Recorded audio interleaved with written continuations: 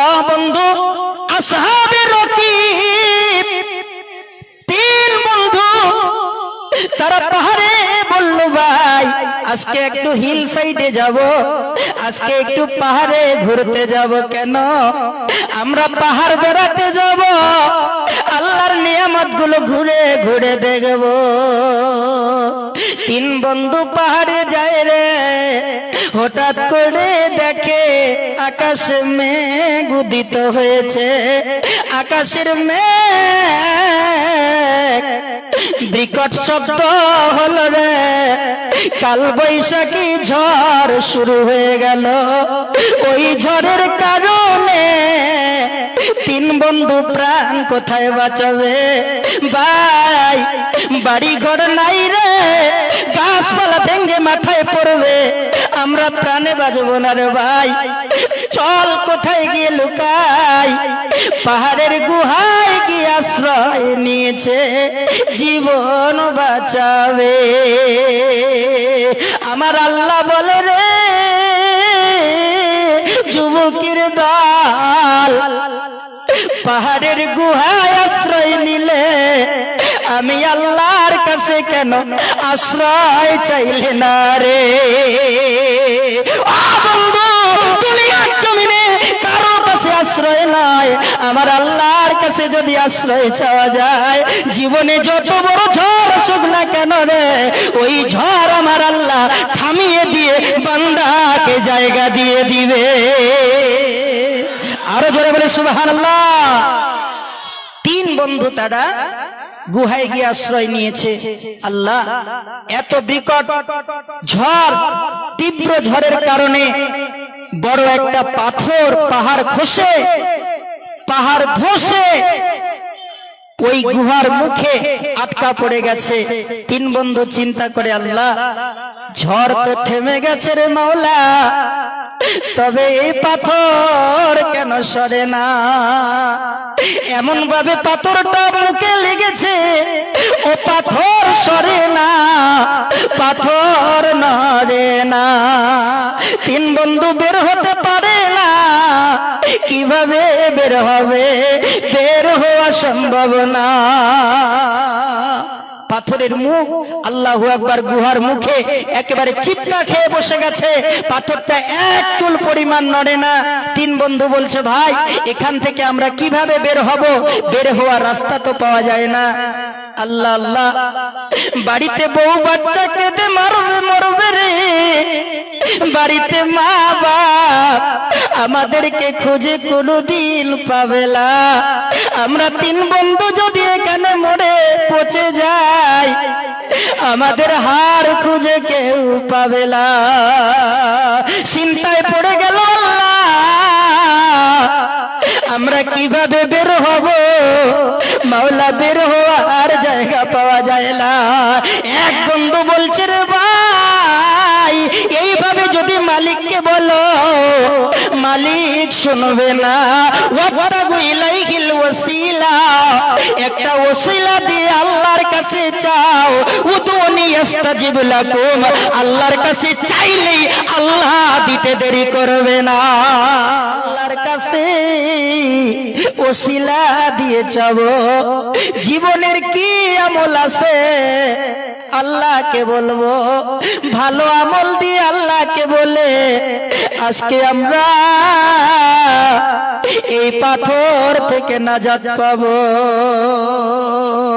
এমন সময় গো এক বন্ধু বলছে আল্লাহ আমার জীবনে ভালো আমল নাই রে মাওলা, তবে মালিক আমি জানি আমার জীবনে একটা ভালো কর্ম আমি করেছি। এসো না ধনির বাড়ির মানুষ যারা আছেন গো, আপনারা জীবনের সব কর্ম বৃথা যাবে, তবে মাদ্রাসার জমিনে যারা ছুটে এসেছেন এই দিনটা স্মরণ হয়ে থাকবে। মসজিদ মাদ্রাসায় আসা কোনোদিন বিফল হয় না, এই দিনটার ওসিলায় আল্লাহ হতে পারে আমাদেরকে মাফ করে দিবে। সুবহানাল্লাহ। আল্লাহ দিতে পারে কি পারে না? সবাই বলে পারে কি পারে না? ভাই আমার, ওই যে ওনাকে কে কি বলতেছে, ওই যে ওদিকে দেখেন আবার শুরু করছে। ছি, এত ডিস্টার্ব মারে রে বাপ। আল্লাহ কেন এইভাবে এইসব সমস্ত কারবার চালাচ্ছেন?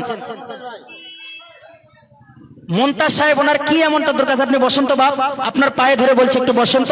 আচ্ছা মা বোনেরা, আপনাদের কি অসুবিধা? একটু বসেন না, অল্প সময় বসলে অসুবিধাটা কোথায়? কোরআনের মঞ্চে এত তাড়াটা কেন? আরে বাপ, 11টা এখনো বাজে নাই, ঘুমানোর টাইম এখনো হয় নাই। মোবাইল নিয়ে বসলে 12টার আগে চোখে ঘুম আসে না। এমনও তো হতে পারে এই কোরআনের জলসাকে ওভারটেক করবে, রাত সারা রাত জেগে থাকবে, ঘুম আসবে। জোরে বলেন আসবে। আমি আপনাদেরকে আমলটা শিখিয়ে দিব মারে। আপনার অনেকের বাচ্চা আছে মা, ভালো লেখাপড়া করে না, খাতা নিয়ে নোট করেন, আমলগুলো লিখে নেন। যার বাচ্চা বই পড়ে না, স্কুল যায় না, ওই বাচ্চাটার মাথায় হাত দিয়ে বলবেন আল্লাহুম্মা ফাক্কিহু ফিদ্দীন, আল্লাহুম্মা ফাক্কিহু ফিদ্দীন। এই দোয়াটা যারা 11 বার করবে, ওই বাচ্চাটা আল্লাহর কুদরতে সুন্দরভাবে লেখাপড়া করবে। জোরে জোরে বলেন সুবহানাল্লাহ, সুবহানাল্লাহ। যেই মেয়েটা বলছে হুজুর আমার জন্য কিছু আমল আছে, বলে কি? বলে আমার স্বামী আমাকে যেমন ভালোবাসে, আমার থাকি তার ভাবিক বেশি ভালোবাসে। ঠিক না ব্যাঠি? আরো দরকার, ঠিক না ব্যাঠি? জি। হায় রে বাপ, স্বামী স্ত্রীতে কি ঝগড়া! কয় মুড়ির সঙ্গে ঠঙ্গা ফিড়ি, বউয়ের সঙ্গে শালি ফিড়ি। আর বউ তখন কয় স্বামী আমার যেমন তেমন, দেওরাই আমার মনের মহতম। আল্লাহ বল, নবী বলে ও উম্মতেরা, যেই নারীর স্বামীটা ঠিক রকম কথা শুনবে না, আমলটা হলো স্বামী যখন ঘুমায়া যাবে, মুখের থুতুটা যদি স্বামীর নাভিতে লাগায়া দেয়, আর বলবে ফামান তাবিয়া হুদায়া ফালা খাউফুন আলাইহিম ওয়ালা হুম ইয়াহজানুন। এই দোয়াটা করলে ওই স্বামীটা তার বউয়ের কথা শুনবে। আমি বুঝতে পারছি আপনাদের টাইম ওভার হয়ে যাচ্ছে, এই জন্য অনেকে চলে যাচ্ছেন। আমি বুঝতে পারছি বাবা, 10 মিনিটে আলোচনা ইতি টানার চেষ্টা করবো, ইনশাল্লাহ রাজি আছেন তো? 10টা মিনিট টাইম দেওয়া যাবে? 10টা মিনিট টাইম দেওয়া যাবে কি? আমি খালি ঘটনাটা তাড়াতাড়ি তাড়াহুড়া করে বলে দেই, অসুবিধা হবে কি বাপ? কেউ কি ছেড়ে যাবেন? একজনও যদি যান, দেখেন আমি বড় রাগ করব, আমি মুসাফির মানুষ বাবা, আমার কাছ থেকে দোয়া নেবেন, কেউ বদদোয়া নেবেন না। 3 ব্যক্তি দোয়া করলে আল্লাহর দরবারে কবুল হয়, তার মধ্যে এক ব্যক্তি হলো মুসাফির। ভাই আমার, ওই পাহাড়ে প্রথম যুবক বলছে আল্লাহ আমি কি দোয়া করব মাওলা, আমার জীবনে ভালো আমল নাই, আমি জীবনে ভালো আমল করি নাই, তবে একদিন রে মাওলা আমার চাচা তো বোন এসে বলল ভাই তোমার টাকা আছে, পয়সা আছে, আমাকে কিছু খাইতে দাও।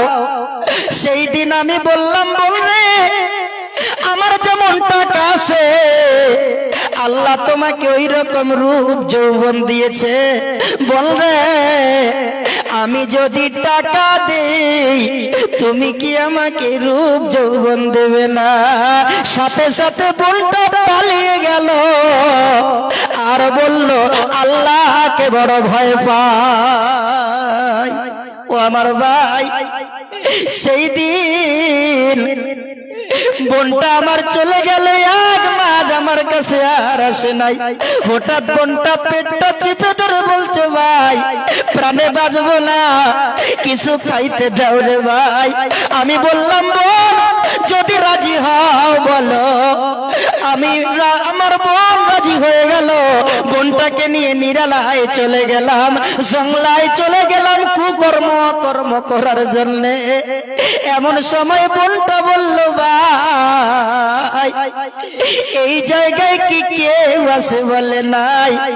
তাকায়া দেখেন তো আমার আল্লাহ আছে না নাই?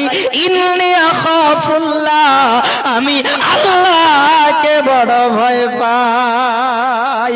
সাথে সাথে বোনটাকে বললাম, বোন রে চলিয়া যা, যত সম্পদ আছে লিয়া যা। আমি সেই দিন অন্যায় করি নাই, আমার বোনটাকে আমি সম্পদ দিয়ে দিয়েছি, টাকা দিয়ে দিয়েছি। আল্লাহ সেই দিন যদি তোমার ভয়ে আমি অন্যায় না করি, তোমার ভয়ে যদি বাঁচিয়া যাই রে মাওলা, আজকে এই বিপদ থেকে বাঁচায় নাও। সাথে সাথে দোয়াটা আল্লাহর দরবারে কবুল হয়ে গেল। পাথরটা খ্যাক করে শব্দ হয়ে অনেকটা সরিয়ে গেল। নারে তাকবীর। এখনো কিন্তু বের হওয়া সম্ভব না, এখনো তিন বন্ধু বের হইতে পারছে না। তবে বাপ একটু বিশ্বাস এসে গেছে, আল্লাহ এক ভাগ যখন সরে গেছে, আরো দুই বন্ধু আমরা আসি, দুই ভাগ সরে গেলে আল্লাহ আমরা এখান থেকে বেরিয়ে যেতে পারবো। ভাই আমার, তারা যে পাথর থেকে গুহা থেকে বেরোতে পারছে কি পারছে না, এটা আপনাদের জানার দরকার আছে না নাই? জোরে বলেন আছে না নাই? ধনির বাড়ির এলাকার মানুষেরা ধনে ধনী হবে, আমি আমলটা শিখিয়ে দেই।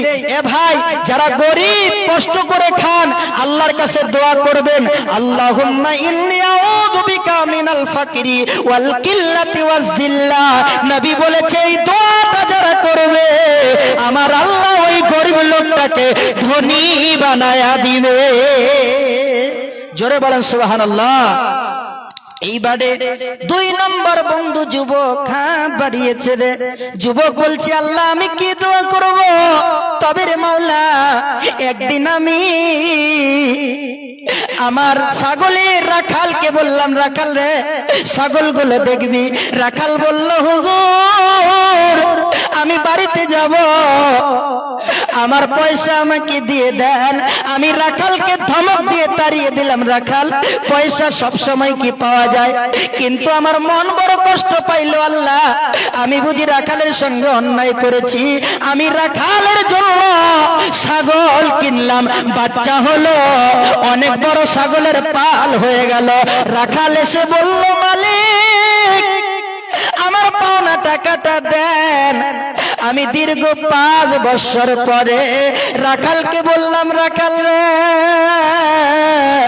তোর সাথে অন্যায় করেছি রে রাখাল, ওই যে ছাগলের বড় পাল দেখা যায়, ওইটা টেনে টেনে বাড়ি নিয়ে যাও। আমি বললাম, মালিক ও হুজুর এতগুলো ছাগল কেন আমি নিব? আমার কয়টা টাকা? আমি বললাম, রাখাল রে তোর টাকা দিয়ে ছাগল কিনেছি, যা যা। আল্লাহ সেই দিনের বিনিময়ে আজকে আমাকে ক্ষমা করিয়া দাও। পাথরটা শব্দ হয়ে আরো এক ভাগ সরে গেল, এখনো এক ভাগ বাকি আছে। আর বন্ধু কয়টা বাকি আছে জোরে বলেন, সবাই বলেন কয়টা? এই ডাইন সাইডের বাবারা খুব চালাক, আপনারা বলেন তো কয়টা বন্ধু বাকি আছে? সবাই বলেন একটা। তারা পাথর থেকে গুহা থেকে বাঁচতে পারবে কি পারবে না? জোরে বলেন পারবে কি পারবে না? আরে মারে আল্লাহ বাঁচায় কে, আরে বাঁচায় আল্লাহ মারে কে? ও ভাই, ওই সময় ওই গুহা থেকে সে যুবক বলছে, ভাই আমি কিভাবে আল্লাহকে বলবো বলো? আমার জীবনে কোনো আমল নাই, তবে আমি আমার জীবনে মা বাপকে কোনোদিন কষ্ট দেইলা। আমার জন্ম দুঃখনি মা না খাইলে আমি খাইলা, আমার জন্ম দুঃখলি মা না ঘুমাইলে আমি ঘুমাইলা। আজকে আমি ধনির বাড়িতে যুবকদেরকে বলবো, যুবক রে যার বাড়িতে মাছের ভাই, আজকে বাড়িতে গিয়ে মার কাছে ক্ষমা নেবেন। মাটা যদি ক্ষমা করিয়া দেয়, আল্লাহ তোমাকে ক্ষমা করিয়া দিবে। ভাই যার মা নাই, ওই লোকটা কোথায় গিয়ে কি বলবে? যুবক বলছে, আল্লাহ আমার মা আমার মা না খেয়ে আছে। আমার বউ বলছে রে স্বামী বাড়িতে নাই খাওয়ালাই। আমি ব্যাগটা নিয়ে বাজারে গেলাম, কোনো কাম পাইলা, বাড়িতে ফিরে আসলাম বিবি রে লাইলাই বাজারে লাই। আমার বাড়িতে ছাগলটা ছিল, আমি বকরিটা দোয়াইয়া 1 গ্লাস দুধ হইল। আমার বাচ্চাটা পায়ে ধরছে, বাবা দুধের গ্লাসটা খাইতে দাও, প্রাণে মারা যাব। আমি আমার বউকে দেই নাই, আমার বাচ্চাকে দেই নাই। আমার মাকে বলেছি মা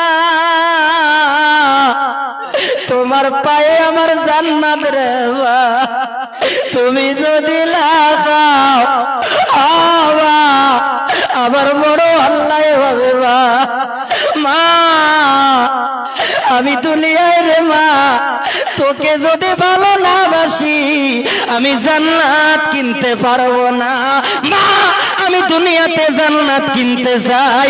দুধের গিলাসটা মায়ের হাতে দিয়েছে, মাকে আমার জন্য দোয়া করো। মা দোয়া করেছে আল্লাহ আমার বেটা যদি কোনোদিন মুসিবতে পড়ে, আল্লাহ আমি মা দোয়া করে গেলাম আমার বেটা যেন ক্ষমা পেয়ে যায়। সেদিন ওই যুবক বলছে আমার মা যদি দোয়াটা করে থাকে, আমার মার দোয়া যদি তোমার দরবারে আমাকে ক্ষমা করিয়া দাও। বিশাল বড় শব্দ হয়ে পাথরটা সরিয়া দাও। নারে তাকবীর, নারে তাকবীর।